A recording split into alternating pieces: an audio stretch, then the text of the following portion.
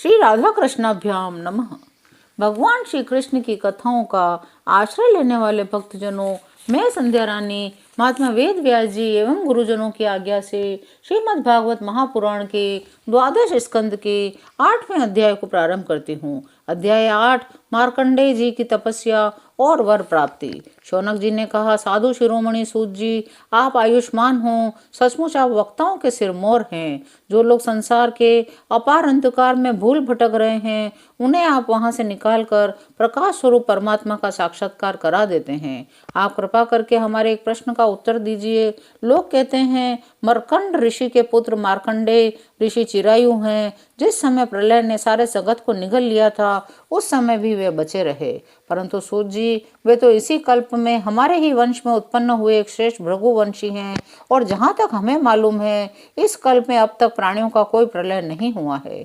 ऐसी स्थिति में यह बात कैसे सत्य हो सकती है कि जिस समय सारी पृथ्वी प्रलयकालीन समुद्र में डूब गई थी, उस समय मार्कंडेय जी उसमें डूब उतर रहे थे।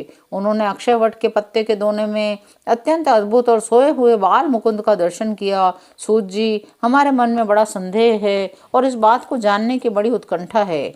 आप बड़े योगी हैं, पौराणिकों में सम्मानित हैं। आप कृपा करके हमारा यह संदेह मिटा दीजिए। सूत जी ने कहा, शौनक जी, आपने बड़ा सुंदर प्रश्न किया। इससे लोगों का भ्रम मिट जाएगा। सबसे बड़ी बात तो यह है, इस कथा में भगवान नारायण की महिमा है। जो इसका गान करता है, उसके सारे कलिमल नष्ट हो जाते हैं। शौनक जी, मरकंड ऋषि ने अपने पुत्र मार्कंडेय के सभी संस्कार समय समय पर किए। मार्कंडेय जी ने विधि पूर्वक वेदों का अध्ययन करके तपस्या और स्वाध्याय से संपन्न हो गए। उन्होंने आजीवन ब्रह्मचर्य का व्रत ले रखा था, शांत भाव से रहते थे, सिर पर जटाएं बढ़ा रखी थी, वृक्षों की छाल पहनते थे, हाथ में कमंडल दंड धारण करते, शरीर पर यज्ञोपवीत और मेखला शोभायमान रहती थी।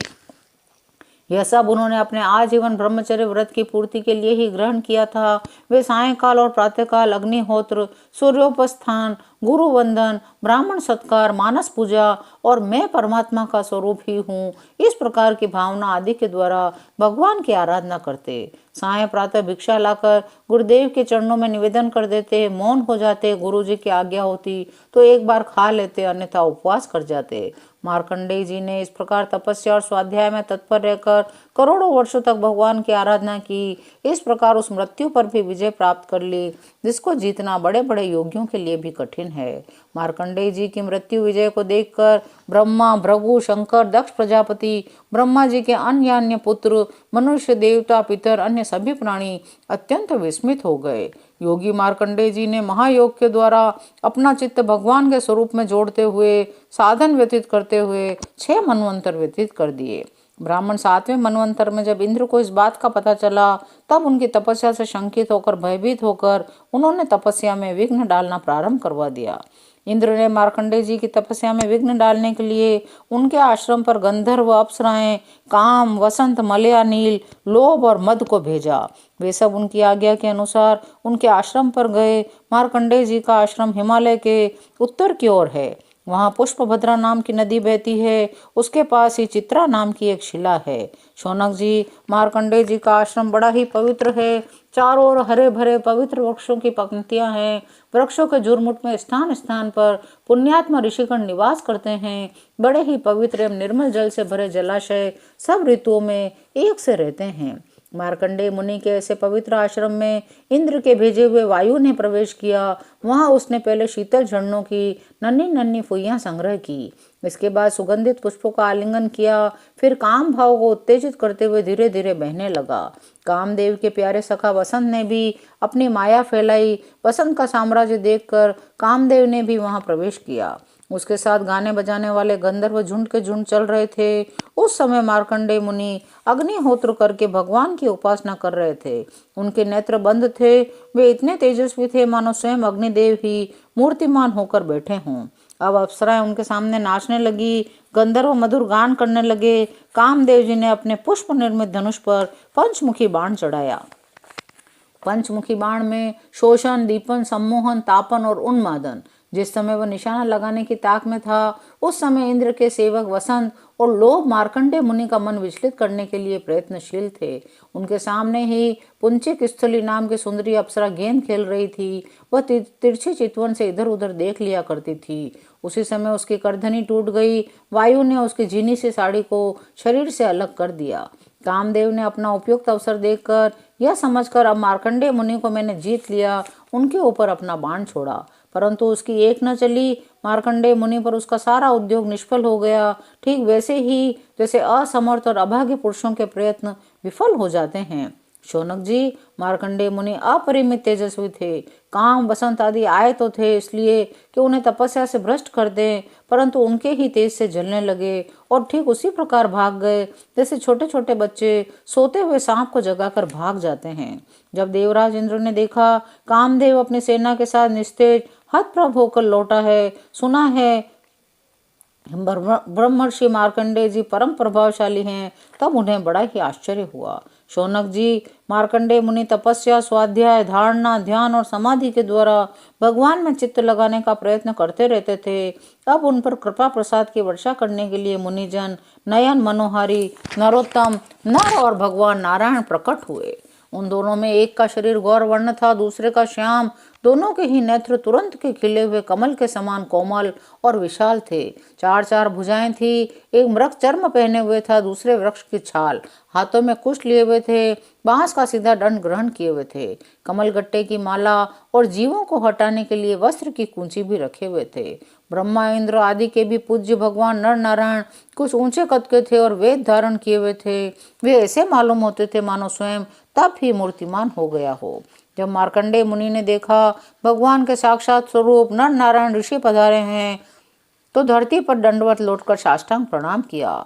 भगवान के दिव्य दर्शन से उन्हें इतना आनंद हुआ, उनका रोम रोम, उनकी सारी इंद्रियां, अंतःकरण शांति के समुद्र में गोता खाने लगे। शरीर पुलकित हो गया, नेत्रों में आंसू उमड़ आए। तदंतर वे हाथ जोड़कर उठ खड़े हुए। उनसे और कुछ तो न बोला गया। गदगद वाणी से नमस्कार प्रभु ही कहने लगे। फिर उन दोनों को आसन पर बिठाया, बड़े प्रेम से उनके चरण पखारे, अर्घ्य, चंदन, धूप, माला आदि से उनकी पूजा की। पूजा के अनंतर मार्कंडेय मुनि ने उन सर्वश्रेष्ठ मुनि वेशधारी नर नारायण के चरणों में प्रणाम करके स्तुति की। मार्कंडेय मुनि ने कहा, भगवान, मैं अल्पज्ञ जीव भला आपकी अनंत महिमा का कैसे वर्णन करूं। आपकी प्रेरणा से ही संपूर्ण प्राणियों, ब्रह्मा, शंकर और मेरे शरीर में भी प्राण शक्ति का संचार होता है। फिर उसी के कारण वाणी, मन तथा इंद्रियों में भी बोलने, सोचने, विचारने, करने, जानने की शक्ति आती है।